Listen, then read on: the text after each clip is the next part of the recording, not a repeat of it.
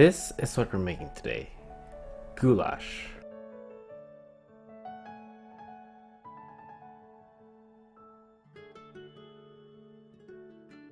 This is a pound and a half of beef brisket. We're going to cut this into 2-inch cubes. Now, the goulash that I'm making is based off a Hungarian goulash, but as you can see from the picture in-game, the goulash in-game is a lot more watery. And that's what we're trying to make. So if you're actually trying to make Hungarian goulash, don't copy this recipe. After cutting the beef, we're going to clean our cutting board and then cut a whole onion. Even though this recipe doesn't have the consistency of your traditional goulash, it still has the taste of it. So if you guys want to try it out anyway, it's still quite delicious. After cutting up a whole onion, we're going to peel a carrot and slice it into little medallions.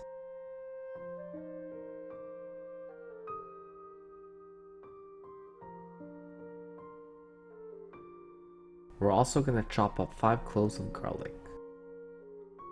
Once we cut up all our veg, we're going to season our brisket generously. This is just a simple mixture of sea salt and black pepper. Next, in a smoking hot pan, we're going to sear our meat until it's golden brown.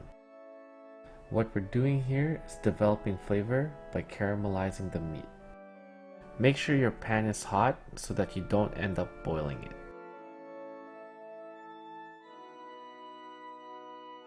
Now, in the same pan, we're going to throw in all our onions. We're going to saute this on medium-high heat for about 10 minutes, or until the onions turn translucent. Next, we're going to add in our 5 cloves of garlic, 1 teaspoon of cayenne pepper, 1 teaspoon of caraway seeds, and 2 tablespoons of paprika. We're going to saute this for about 5 minutes so that the spices release its oils, and then deglaze it with a dry red wine. We're going to reduce the liquid in the pan for about a minute on high heat, and then add in 2 cups of crushed tomatoes. Also, you guys didn't see it because the camera was off, but I added in 1 liter of beef broth. We're going to add in our brisket to our liquid, and then bring it to a simmer, cover it, throw it in the oven for 3 hours at 300 degrees Fahrenheit. We're going to cook this low and slow, giving us a nice tender beef.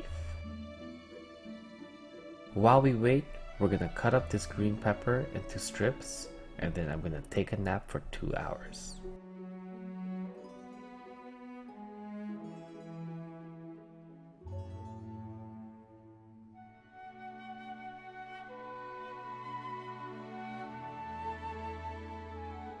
After 3 hours, this is our goulash. We're going to throw in our carrots and then put the goulash back in the oven for 15 minutes. If we added the carrots in the beginning, by the time this goulash is cooked, the carrots will be mushy.